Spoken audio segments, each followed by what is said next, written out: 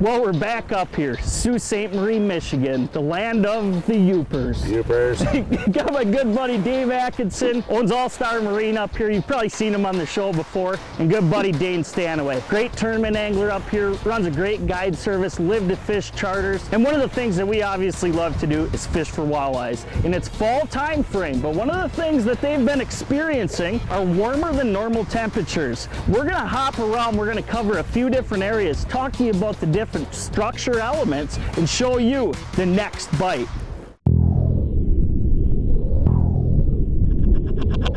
Just looking for the next bite, next bite, next bite, next bite. Just looking for the next bite.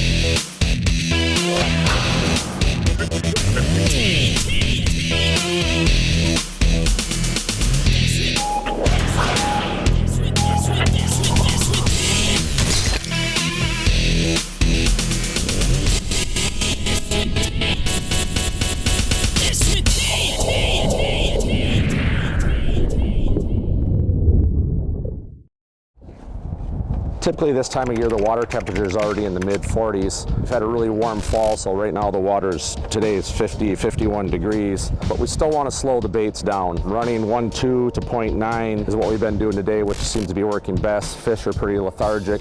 It makes those baits more subtle with nice action. We're also running our bow mount, trying to keep us in the areas of where these breaks are. With the bow mount, can make sharper turns when need be, and with this water being as clear as it is, I think it really helps, you know, not spook the fish, and water temperature being cold. The combination of going slower and the combination of stealth, I think will really help put more fish in the box. There's one, Chase. Oh yeah, outside, huh? I think we need to clear these. You want me to get the other one? Yeah, here, Dave. Yep. Go ahead. It looks pretty good, though. Yeah. Yeah, that should be good. Tough to tell how big they are when they're coming in sideways like that. Oh yeah, it's down. It's down there. Need some help back there, brother?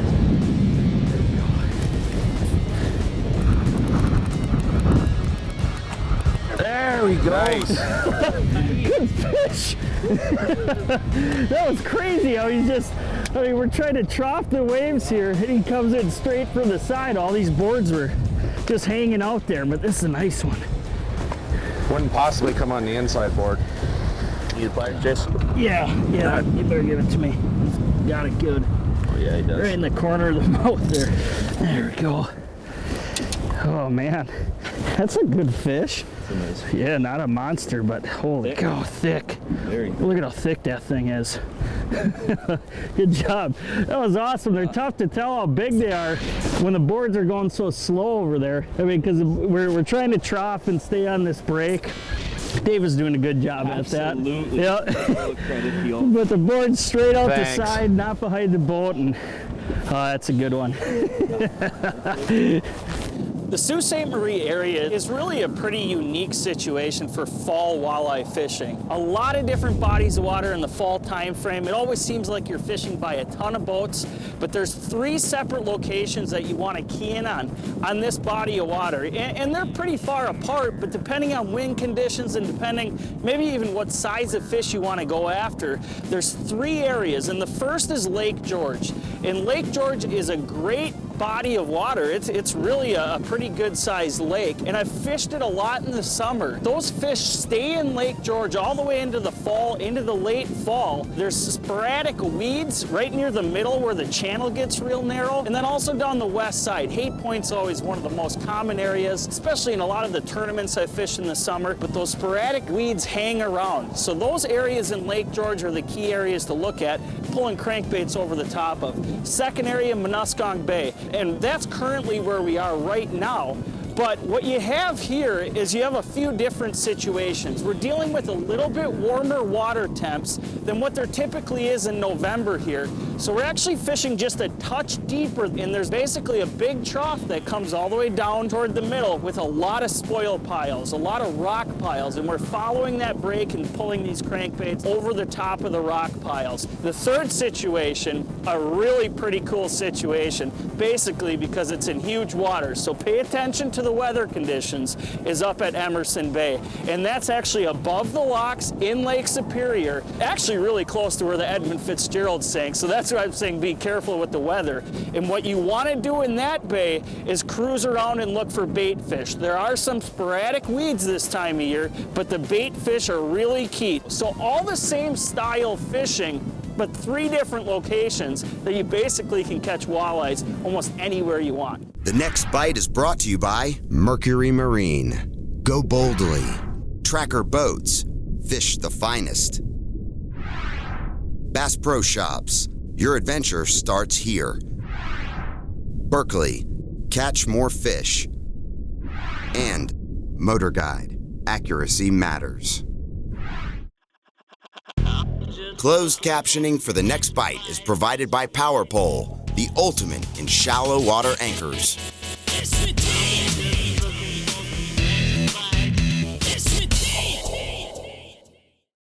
In the clear, shallow waters of the Sault Ste. Marie area, being mindful to remain stealthy in their approach for trolling these late fall walleyes is second only to the profile of choice, and thus action for the lures that chase Parsons, Dane Stanaway, and Dave Atkinson.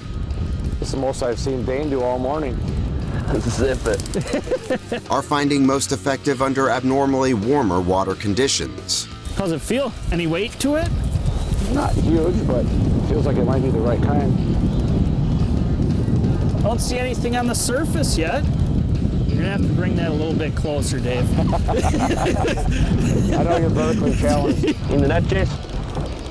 Yeah. Right, Chase. Thanks, man. At 22 feet. It's an eye. There we go. Nice. All right. Right. Not a monster, but Hey, they're biting. Oh, old black and chrome.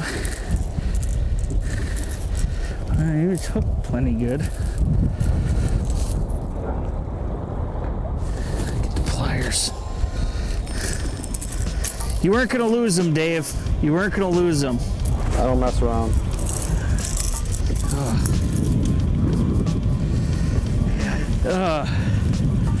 Good eye, not a beast, but what is it, maybe about a 20 incher? I'd say. Well, they're starting to bite. We're looking for bigger for sure. One of the major choices you always have when you're trolling crankbaits is what style, what profile of bait to use. There's a lot of different ones, and what we've definitely seen in the Sault Ste. Marie area in the fall time frame is we're getting more success on these longer minnow profiles, like this number 11 flicker minnow right here. And one of the things that this bait is specifically good for is changing action based on speed. So it's a very good summertime bait as you get up to that 1.5 to 2 mile an hour zone. But as we're going slower, as these water temperatures are getting colder, we're going maybe 0.9 up to 1.2. This bait will actually slow down the action, it'll tighten up a little bit, and give a more subtle action, which is so key to getting more triggered strikes. The thing about all these different areas we're fishing is the water clarity is different color. It's tannic up in Emerson, and it's much clearer as you go in Muskong and Lake George. There is no magic color. I mean, one of the things that we've done is experiment a lot with color. We've seen this black and chrome color be really good, but also this green alewive's been good too, and in a number 9. So experiment with your colors, but in this fall time frame, these longer minnow profiles up here are gonna produce the most fish. Thank you, Dave. What do you got here, Dane? How far? 30 feet, Chase. All right. Be the ball, Danny, be the ball. He's coming over here now. Keep coming. Oh, is that a muskie? Is that a muskie? Yep. I'll get him. Yeah. We got him. He's off too. A little bonus fish right there, huh? Oh, look at that. Nice. Nice, healthy muskie. That wasn't necessarily expected. No, no. So Definitely a good bonus fish out here. yeah, I think I might have to change some old hooks. He liked the flicker minnow a little bit, huh? Good fish, man. Absolutely. That was fun. I'm just getting tired. Yeah. Let's get him back. Come on, baby. Come here.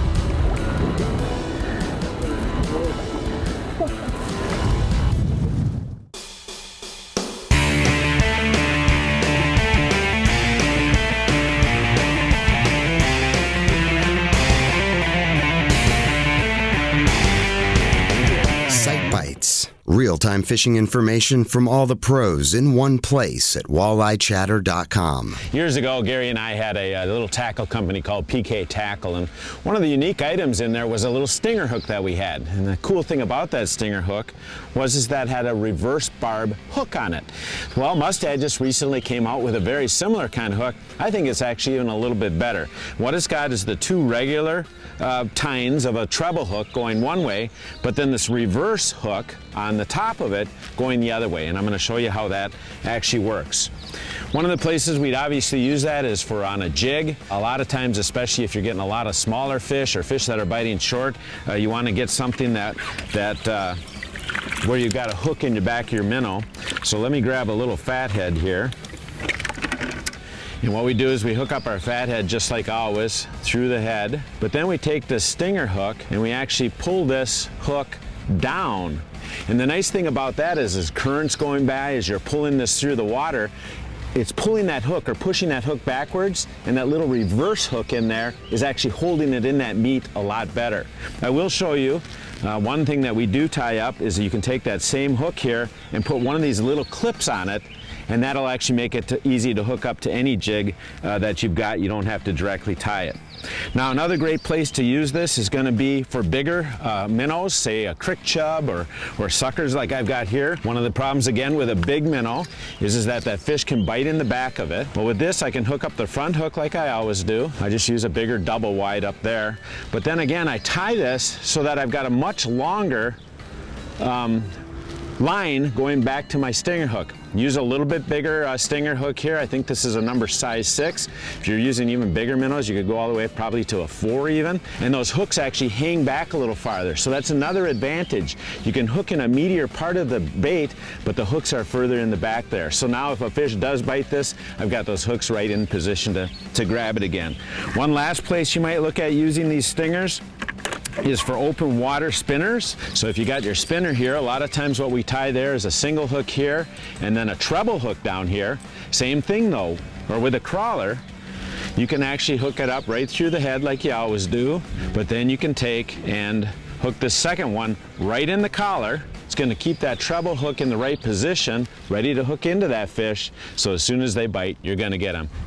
So these new stingers are a great thing to look at using, whether you're using fatheads, whether you're using bigger minnows, or whether you're looking crawlers, so that you can get them lighter biters into the boat. Even though Chase, Dane, and Dave are running a full complement of offshore tattle flags, Nothing to clear. Inside! keeping every lure in the water running when checking for weeds or even while catching a fish, Whatever it is, it's got good weight. is really the best practice for running the tightest ship possible when trolling. Green alewife. It's always a good color in clear water. That thing's good at Green Bay. That Absolutely. thing's good anywhere where it's clear, man. Oh, outside board, boys. Right here. How's that one feel? That's not... Oh, now it's got the board under. Now it feels really heavy. Board's up. Little short lead board sinker. It's feeling Walter-ish. Maybe that, Dave. If you don't mind, Dave, could you please take the board off for me? Makes me feel useful.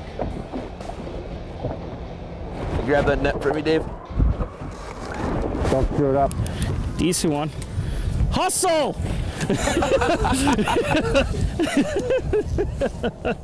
Not bad, not bad. Oh man. There we go. Yep. When I said hustle, I meant it too. You took the board off and Atkinson was slow on the net. only 12 feet back behind the board, they come up to the surface pretty quick. Decent eye right there.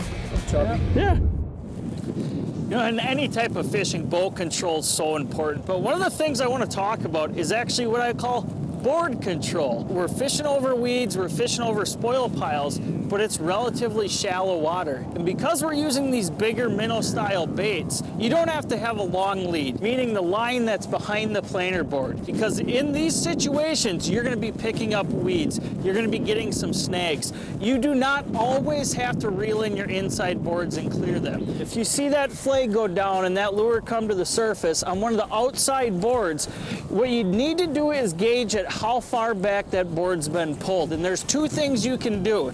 If that board's pulled back further, you can just reel it really fast, that lure will stay on surface, and you can bring that outside board actually over the top of your inside two lines. Or even if it's the middle one, doing that over the inside one. But one of the things you can also do is if it just has a little bit of weed on it, you can then drop your inside boards back, and because of the short lead, you can actually bring that bait around the front of it too.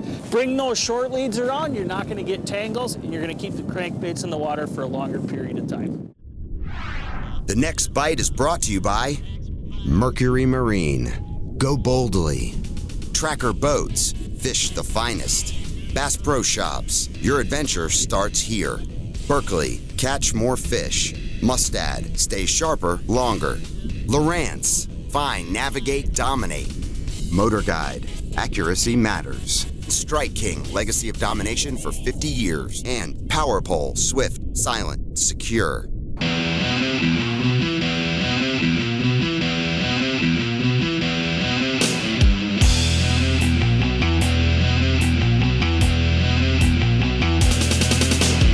Hot topics, leading information, and tackle and techniques to make you a better angler. Presented by Mercury.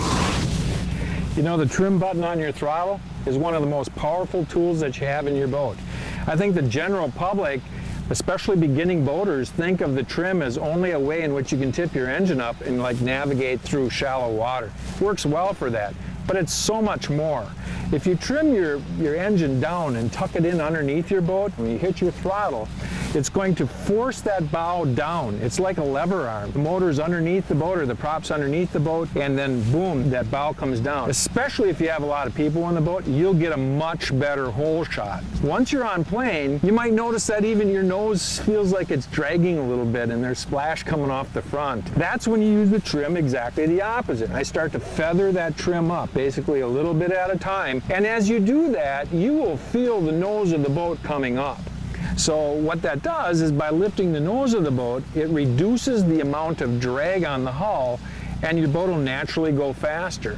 Let's say, for instance, you're in a choppy situation and everybody in the boat's getting wet. You can lift that nose up by trimming your engine up just slightly so it eliminates some of the spray.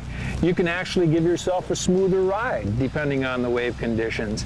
So once you get used to using your trim, you'll find out that it's a wonderful tool to completely manipulate the boat to do whatever you want it to do.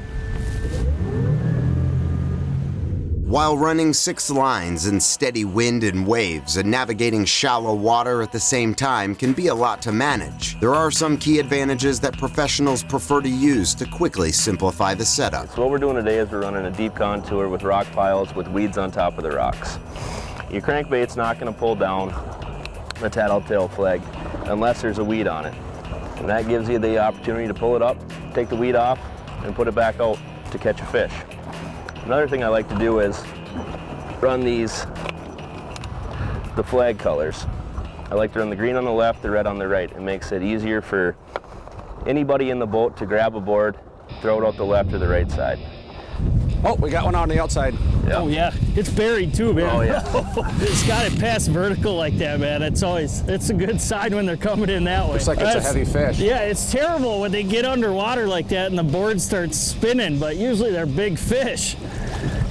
That thing's got to be straight down, Dane. I'm kind of excited on this one. Looks very promising. That's got good weight.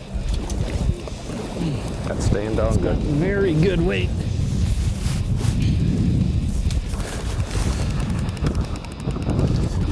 Just a little bit. There we go, man. Nice fish. Oh, that's a beast. Yeah. Oh, with these short leads, God, it almost gives you a heart attack because they're straight down and just no line out. Well, you had him hooked with both hooks, man. I don't think he was coming off. No. She's got a little girth. Just a beast. Oh, they fight. I mean, I love fishing in shallow water with boards because short leads, the line's straight down. I could tell when I took that board off that it was big. And the whole time coming in, when that board flipped past vertical, you always know that they're good ones. Just a great, great fish. But that's what you come up here for, man. Absolutely. You guys are pretty blessed. I mean, fall time frame. Not too far from where the Fitzgerald went down many years ago. Yeah. So some big water, but big walleyes too. A tick and a talk. Tick. You guys need to apply yourself. I'm getting tired of getting excited over nothing. How's it feel? The way the board is. Your head feels fuzzy. How's my pom-pom? Don't worry, you're not in my way.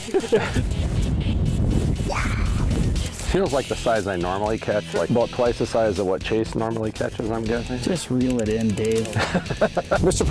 Parsons, are you going to reel in a fish today? Nope. I said there's no shortage of varmints. Sunshine.